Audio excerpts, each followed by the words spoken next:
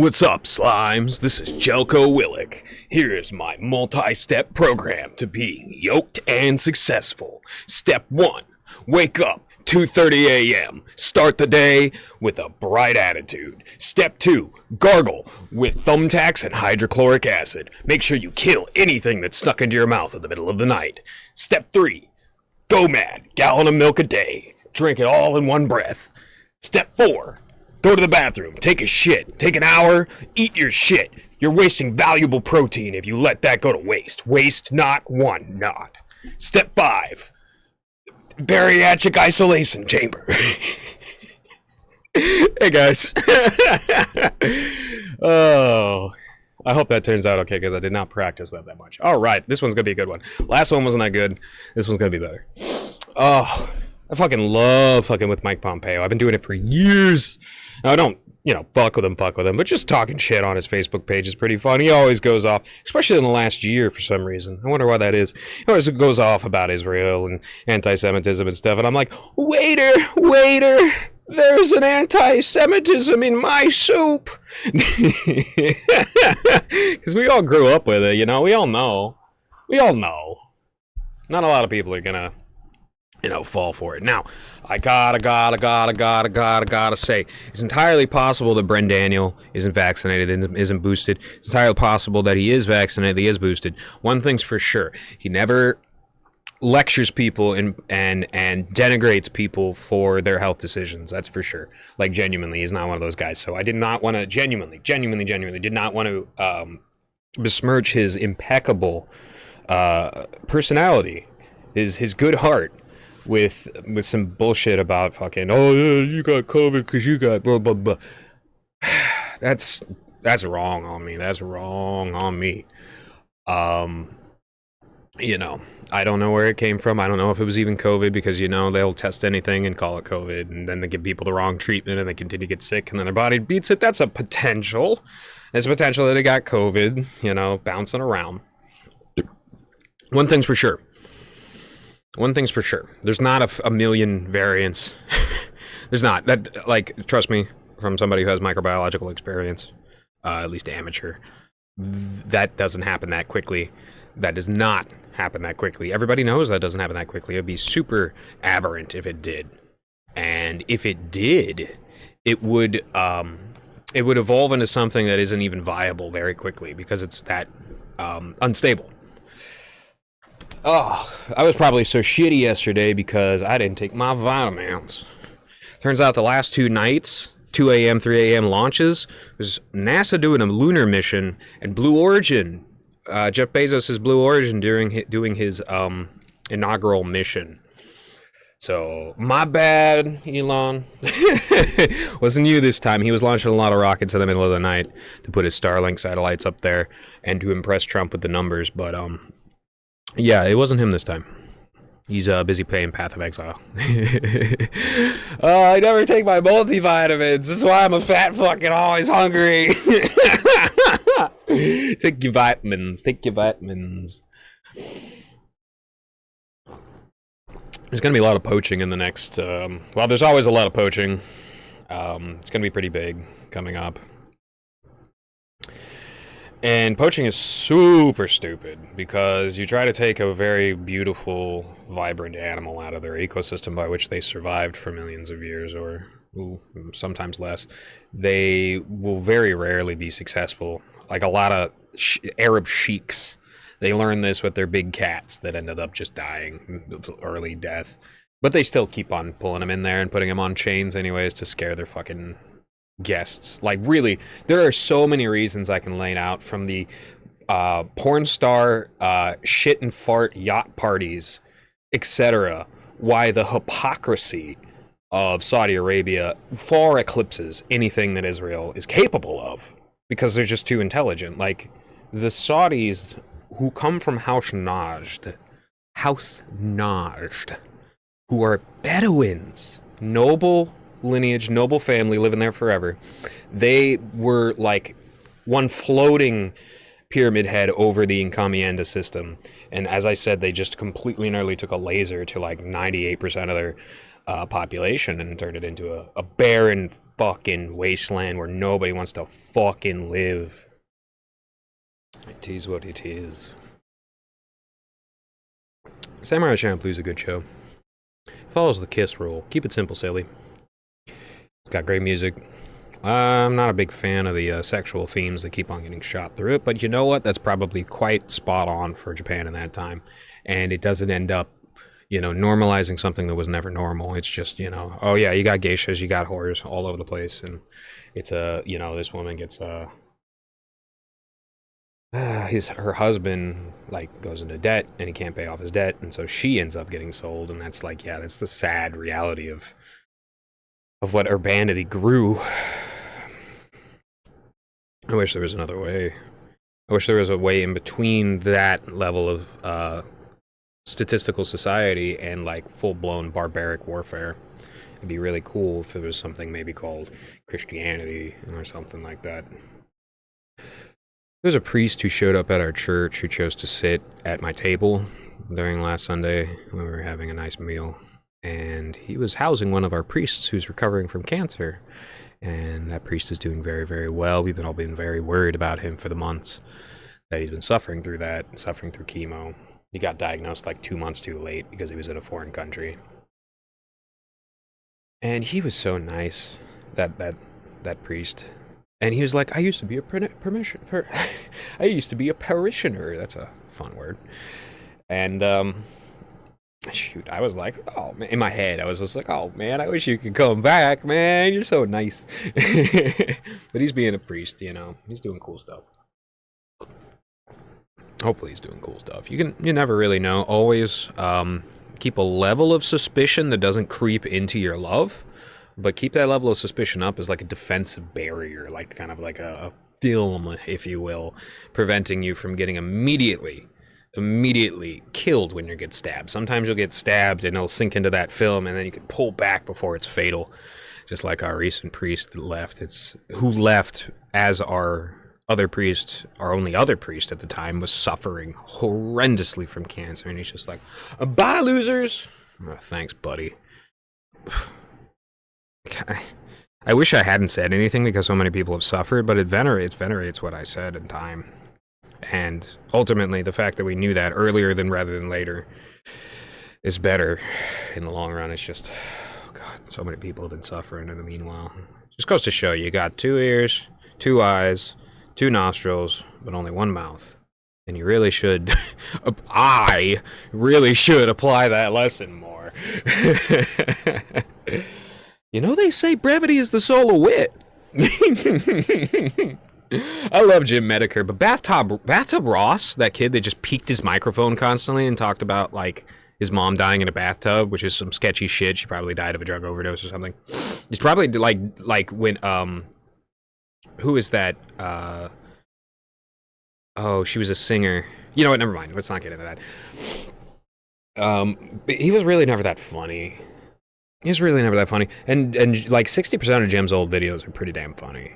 But Bathtub Ross was never really that funny.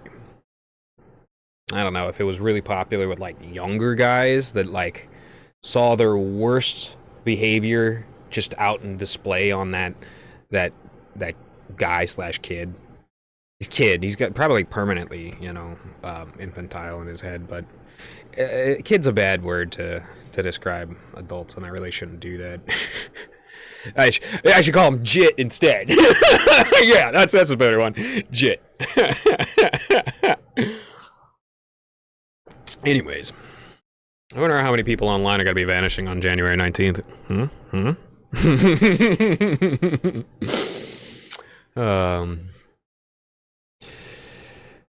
You do these humiliation rituals thinking that you're sealing some sort of a deal, but everybody just makes fun of you for it. And that's what's crazy about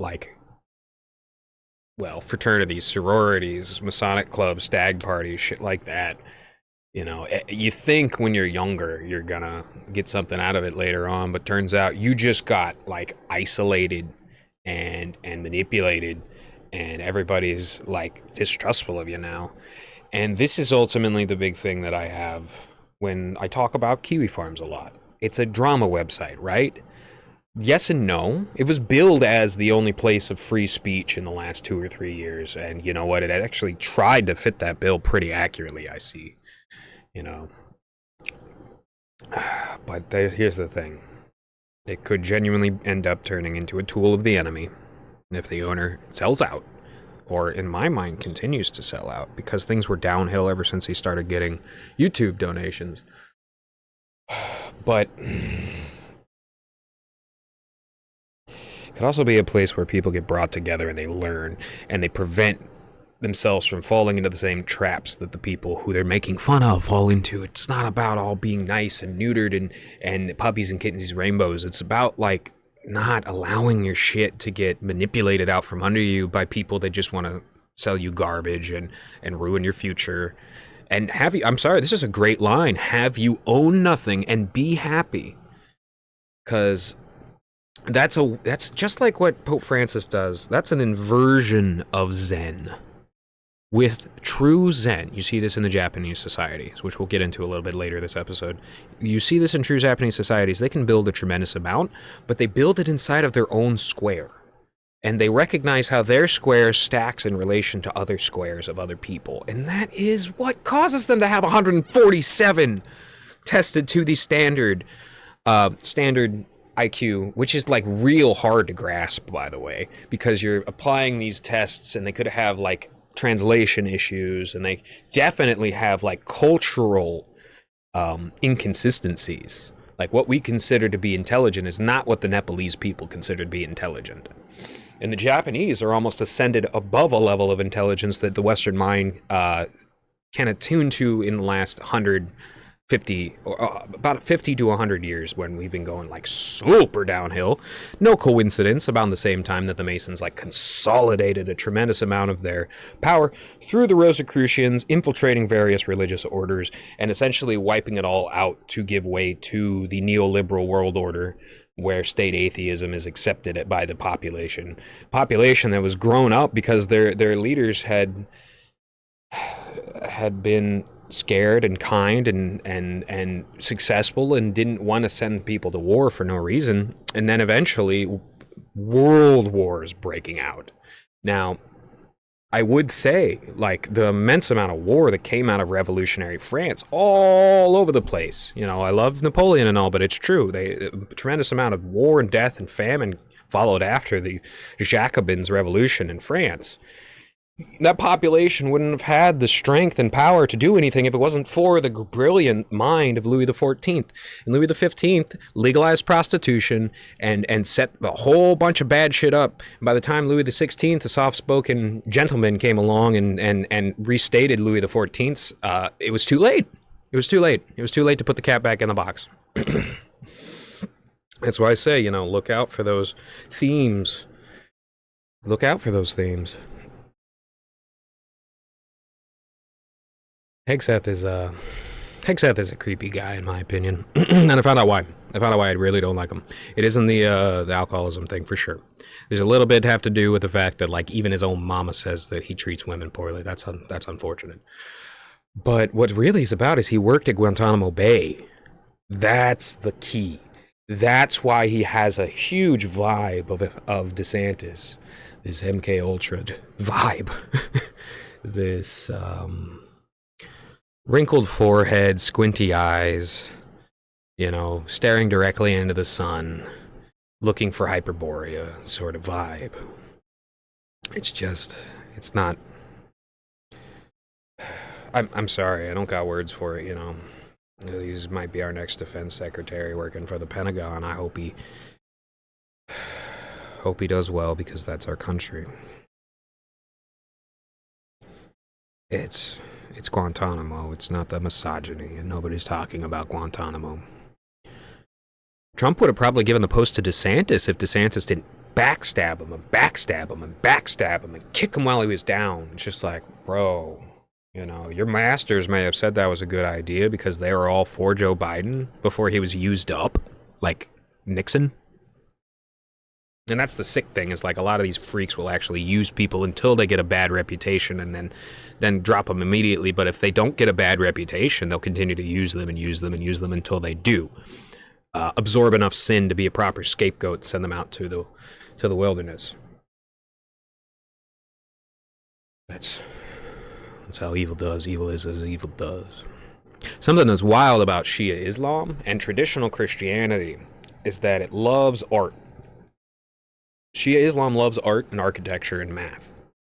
But a lot of the Sunni flags are just black flags, red flags, green flags, or a green flag with the Shahada on it, like Saudi Arabia. Apparently, if you look at the Saudi Arabian flag, you're a Muslim. Duh! literally, that's what that's for. The Shahada is shown to people who are converts to Islam.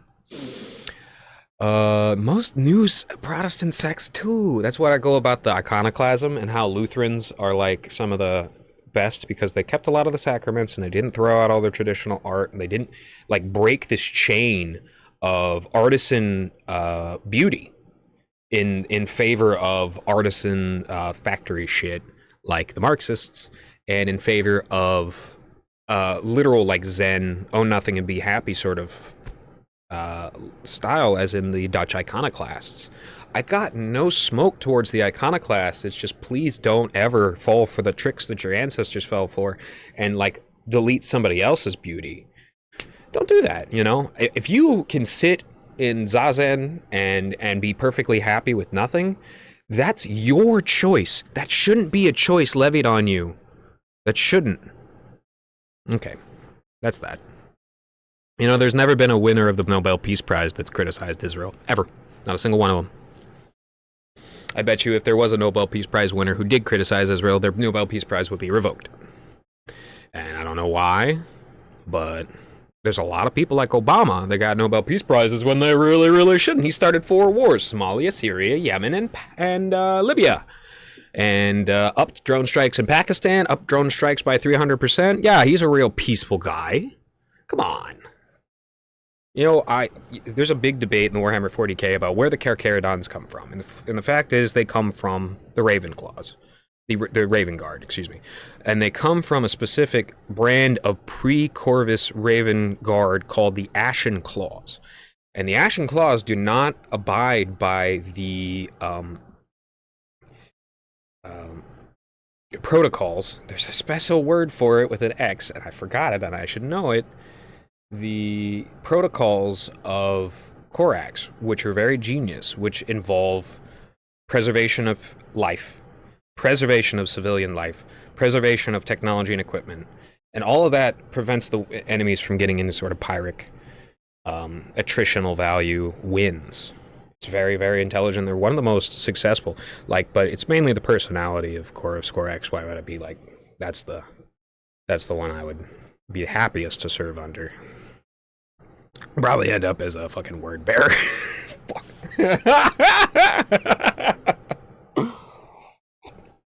But yeah, the Carcharodons, they're like a synthesis of, because the Ashen Claws were banished to like the edge of the galaxy by Corax when he found out just how violent and wasteful they were.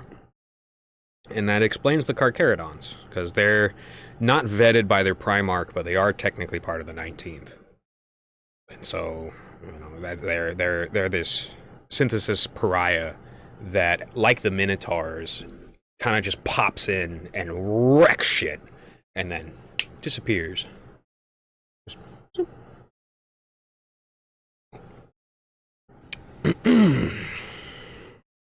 You know, Star Wars was always about the Protestants and the Catholics in the Holy Roman Empire. That's always what it was about.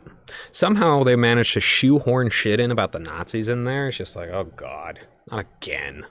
But that's mostly recent. None of the Coder games, none of the original trilogies, and to my knowledge and memory, the first 3 did not have anything about, maybe the second.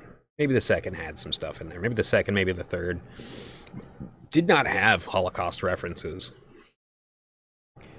And that's pretty telling, you know. I swear to you, it's always been a very, very concise story about what it would be like to be a Protestant rebel in the Catholic Empire, in the Holy Roman Empire.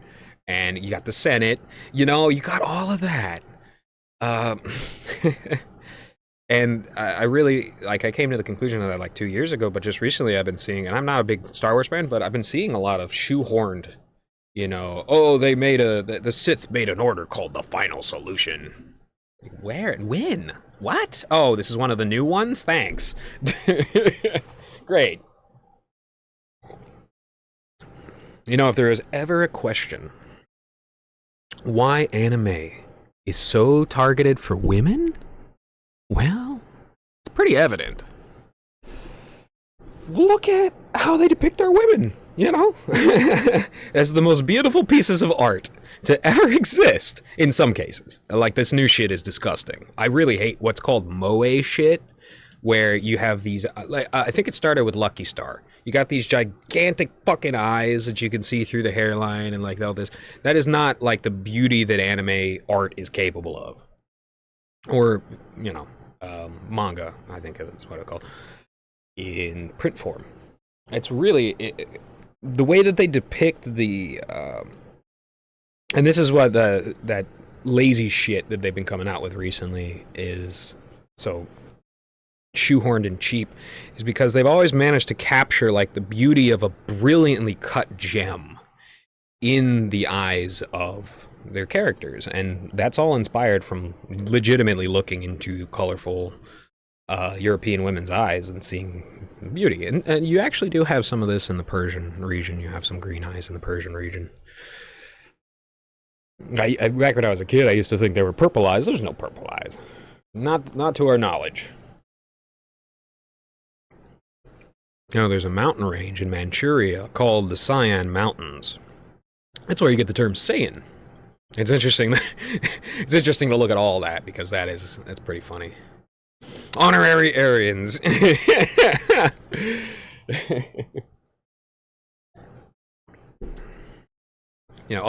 Observation of profound meaning in the mundane is what made Japan great. The ability to see a lot in a little. And the focus to see a little in a lot. That's also profoundly important. When I was a kid and a teenager, I would constantly give stuff away in video games. I would give up a lot of FFR subscriptions. I would give out stuff in MMOs all the time, constantly give stuff away. And I would love to hold contest events and stuff like that. Maybe I'll just like being the center of attention, but actually, from what I hear, it's pretty common in my mother's ancestry, which are Irish, which actually do have a historical contingency for this, to just give shit away, to feel good giving shit away. However, in the proper Hobbit technique, you need to wait till you're older. But if you go back and you study, whenever somebody would get too wealthy, they would give out stuff, and I don't know what started it and what the rationale behind it, but the reason is simple. That they didn't need what they weren't using, and so they found a place where it was useful. So simple as that. Now, giving out my lunch money and loaning out my lunch money, never charging interest, that wasn't part of that, but it grew from that. It did. It's like an advanced method that grew out of just giving all my shit away when I was younger. Because it's just like, oh yeah, you have a really cool MMO account, it's got all this shit, well, you got all this money, well, and then it sits and dies. It's better to give. And when you give, you receive a tremendous amount of grace. It's true. Oh, and if you want to donate to the show, go to your local Red Cross and give $5. It'll come right back to me as grace because I told you to do it. The only people that watch the Olympics are pedophiles. And remember, there's no greater mercy than to be kept from sin in times of suffering. Why did I link those two together? Well, look at anime. Look at how people are suffering. Look at what anime has become. Look at what it's done to people. Look at where most of the wailing about everybody being pedophiles is coming from, is the sectors adjacent to anime sectors. And the Olympics is literally planned to be set up in Los Angeles. Isn't that interesting? just where they have all these fires. They're coming in and, oh, they need a big space in this highly populated area. And what do these fucking freaks do? They wipe everything out. You know, pressure can ascend you to great heights, but it makes zero excuse for abuse. And that's some truth. And don't let, oh, it'll help them, be an excuse for abuse. That's not how help works. Help works with pressure, and help works with a push in the right direction, but also takes that Taoist, you know, constantly monitoring and helping in where you can, while saying, oh, I didn't actually help. You did that on your own. That's a brilliance of Taoism. And you know what? In retrospect, I wish I would have, if I had chosen the path of speaking on it and being aware of my suffering instead of just letting it roll off me like rain on a raincoat. I wish I would have spoken to all the bad things that were happening to me immediately. Instead, I was just like, oh, this is bringing people together. This is getting null donations, because it was, to fuck with me. And I just let it go. I didn't let it go. And instead, I chose like this halfway metric by which I was just, it's fine, it's okay. But then I would argue with individuals. And I would even tell those individuals, I can take you on easily one-on-one. How about you all come at me at once? And they did. And over time, that'll get you. Life's not an anime. Life's not an anime in that, you know, no matter how strong or cool you are, there's always somebody that is more pathetic that will be capable of destroying you through subterfuge. And it's not you don't have plot armor against that shit. Your body can have holes poked in it that hardly ever recover, like hernias. You know, life's not an anime. Don't barrel forward and abuse your body. Once again, there's no greater mercy than to be kept from sin in times of suffering. So even when you do suffer, blame yourself. Don't say, oh, why has God done this to me? It's, you know, just bear with it. And then you can ascend to great heights. But make zero excuses for abuse. And that Olympic shit, oh man, that's crazy. Because quite literally, who watches the Olympics anymore, you might ask? It's literally pedophiles. From what I remember, it's teenagers that are participating in a lot of the Olympic shit. And I haven't watched the Olympics, like, ever, for more than, like, 10 minutes. But I bet you, and guess what? You see tons of stories coming out about pedophile coaches in the Olympics dealing with children. Pedophile doctors adjacent to the Olympics dealing with children. And then there's billions of dollars, and where the fuck is it coming from? Nasty, coordinated networks of big fat money. The same shit that causes stadiums to pop up that aren't useful and don't help anybody. Like, sports is kind of sports is kind of gay. You know, sports kind of fucks your brain up and makes you squishy and hyper focused on your own, like, physical sensations in the moment. And as I said, it's all fine to stack things around you that you enjoy, but you need to focus on the three. Dopamine isn't the only thing that you need to focus on. You need to focus on serotonin, and you need to focus on oxytocin. Excuse me. Well, that seems like a good episode for today. Before I sip and slap my lips anymore, I'm gonna take off. Take care.